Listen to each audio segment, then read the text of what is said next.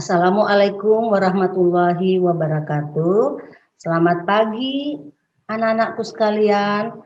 Semoga hari ini selalu sehat walafiat. Anak-anak, pelajaran kita pada hari ini adalah mengenai tema 4, sehat itu penting. Subtema 1, peredaran darahku sehat. Pembelajaran 2. Kelas 5.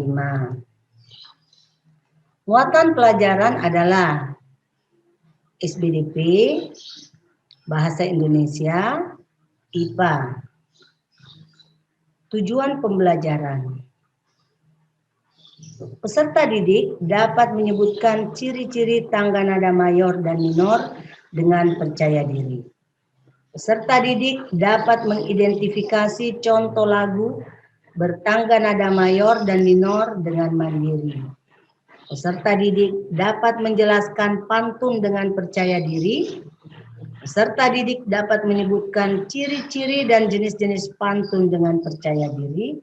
Dan peserta didik dapat menyebutkan jenis peredaran darah hewan dengan mandiri. Serta peserta didik dapat menjelaskan peredaran darah dan fungsinya pada serangga, cacing, amfibi, reptilia, burung, dan mamalia. Ciri-ciri tangga nada mayor dan minor. Sebelumnya, kalian sudah mempelajari tentang pengertian tangga nada mayor dan minor. Lagu bertangga nada mayor dan minor memiliki ciri berbeda. Ayo, siapa yang masih ingat dan mampu membedakan ciri-ciri lagu bertangga nada mayor dan minor? Lagu bertangga nada mayor. Ciri-cirinya adalah dinyanyikan dengan riang gembira, dinyanyikan dengan penuh semangat, biasanya diawali dan diakhiri dengan nada do sama dengan C dan memiliki pola interval 1-1/2, 1-1-1/2. Sedangkan lagu bertangga nada minor memiliki ciri dinyanyikan dengan hikmat, bersifat sedih, biasanya diawali dan diakhiri dengan nada la sama dengan A, serta memiliki pola interval 1/2, 1-1/2, 1-1. Contoh lagu bertangga nada mayor dan minor.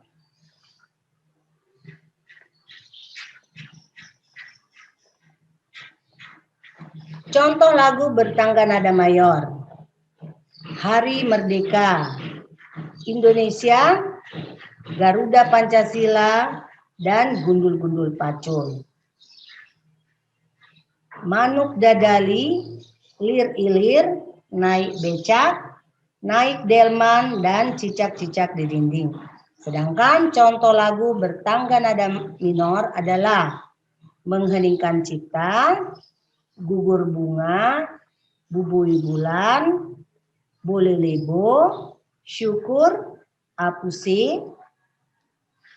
Nah, anak-anak, agar kalian dapat membedakan lagu bertangga nada mayor dan minor dan dapat menyebutkan dengan jelas, menebak apakah lagu ini tergolong lagu bertangga nada mayor dan minor. Ayo kita dengarkan bersama.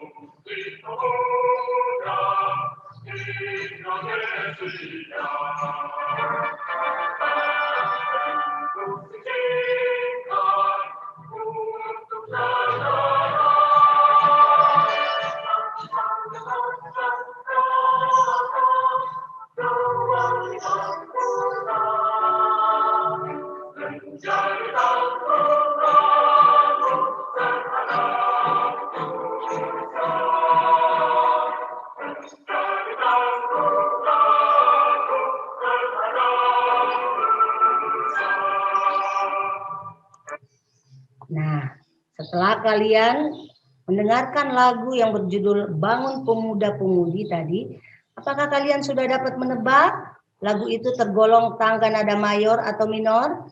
Nah, betul. Lagu tadi tergolong lagu dengan tangga nada mayor. Pembelajaran kita selanjutnya adalah mengenai bahasa Indonesia, yaitu tentang ciri-ciri pantun.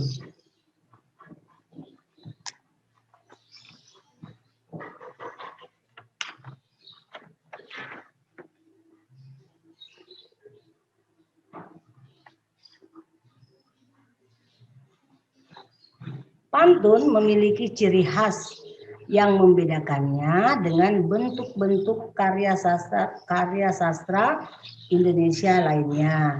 Adapun ciri-ciri pantun adalah bersajak AB-AB, terdiri atas 4 baris dalam satu bait.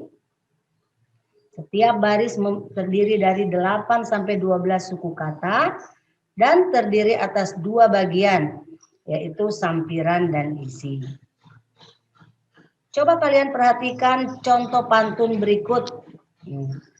Ambil baju dalam lemari, lama tak dipakai jadi longgar. Berolahragalah setiap hari, badan jadi sehat dan segar. Coba kita lihat ciri pantun yang pertama, yaitu bersajak AB-AB. Pada contoh pantun ini, coba kalian lihat huruf terakhir setiap kalimat. Kalimat pertama diakhiri dengan huruf I, sama dengan huruf terakhir pada kalimat ketiga. Dan huruf terakhir pada kalimat baris kedua, R, dan baris keempat, R. Jadi berpola IR atau disebut juga bersajak AB-AB. Ciri yang kedua ialah terdiri atas 4 baris dalam satu bait. Nah, coba lihat contohnya. Satu bait puisi pada contoh terdiri dari 4 baris atau 4 kalimat. Nah, dan contoh yang ciri yang ketiga adalah setiap baris terdiri atas 8 sampai 12 suku kata. Coba kita perhatikan kalimat pertama, ambil baju dalam lemari. Ambil baju itu ambil baju terdiri dari 4 suku kata. Dalam lemari terdiri dari 5 suku kata. Jadi baris pertama atau kalimat pertama terdiri dari 9 suku kata. Berarti pantun ini telah memenuhi syarat sebagai sebuah pantun, yaitu terdiri atas 8 sampai 12 suku kata. Ciri selanjutnya adalah terdiri atas 2 bagian, yaitu sampiran dan isi. Lihat bagian pertama, 2 baris pertama, ambil baju dalam lemari, lama tak dipakai jadi longgar. Ini termasuk sampiran. Dan bagian berikutnya, yaitu baris ketiga dan 4, berolahragalah setiap hari, badan jadi sehat dan segar, disebut dengan isi pantun. Nah, demikianlah anak-anak ciri-ciri pantun. Selanjutnya kita belajar tentang jenis-jenis pantun. Adapun jenis-jenis pantun antara lain, jenis pantun digolongkan berdasarkan isinya, dibedakan atas pantun jenaka, pantun teka-teki, pantun nasihat, dan pantun kiasan. Sedangkan jenis pantun dibedakan atas usia, yaitu termasuk pantun anak-anak, pantun orang tua, dan pantun orang dewasa. Nah, pada pelajaran selanjutnya tentang muatan ilmu pengetahuan alam, yang akan kita bahas adalah tentang peredaran darah hewan. Sama seperti manusia, hewan juga memiliki sistem peredaran darah. Organ-organ peredaran darah hewan tersusun dari jantung dan pembuluh darah. Peredaran darah hewan terbagi menjadi 2 macam, yaitu peredaran darah terbuka dan peredaran darah tertutup. Pada peredaran darah terbuka, Darah tidak selalu berada dalam pembuluh darah dan tekanan aliran darahnya lebih lambat. Sedangkan pada peredaran darah tertutup, darah selalu berada dalam pembuluh darah dan tekanan aliran darahnya lebih cepat.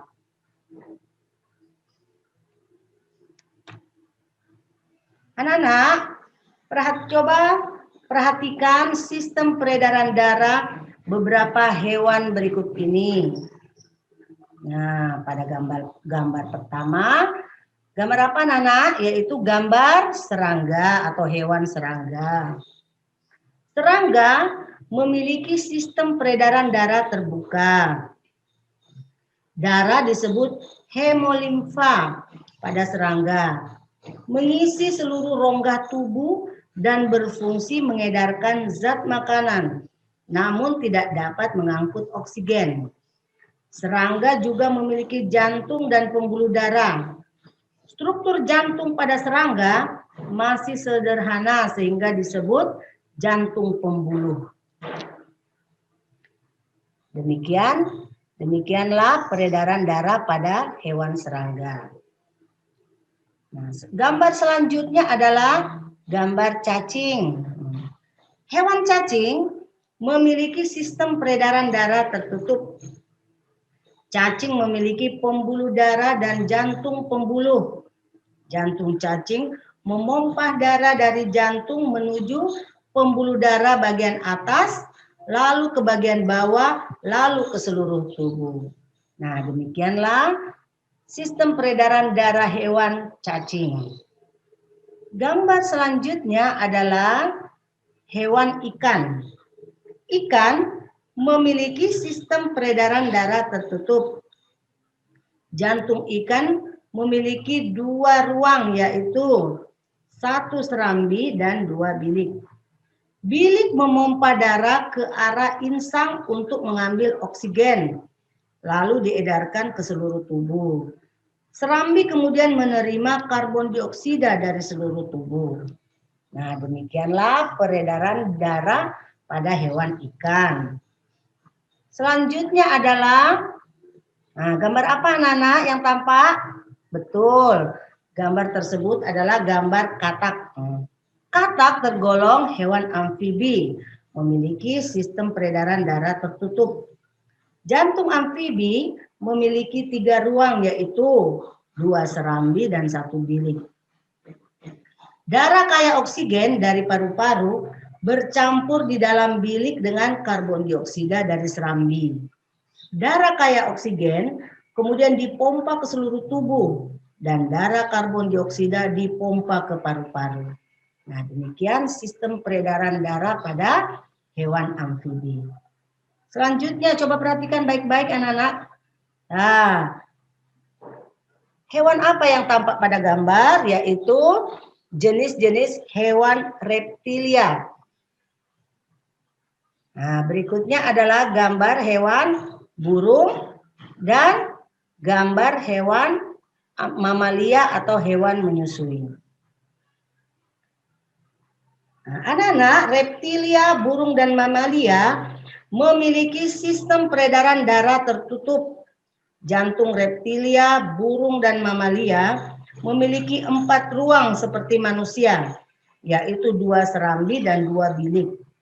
Pada jantung reptilia, sekat antara bilik kiri dan bilik kanan belum sempurna, sehingga terjadi percampuran darah kaya oksigen dan karbon dioksida. Adapun pada burung dan mamalia, 2 serambi dan 2 bilik terpisah sempurna. Demikianlah sistem peredaran darah pada hewan reptilia, burung, dan mamalia. Nah, anak-anak, demikianlah pembelajaran kita pada hari ini. Nah, setelah kalian mengamati, mencermati pembahasan Bu Guru tentang pelajaran kita hari ini, maka ada tugas-tugas yang akan kalian kerjakan. Coba perhatikan tugas berikutnya.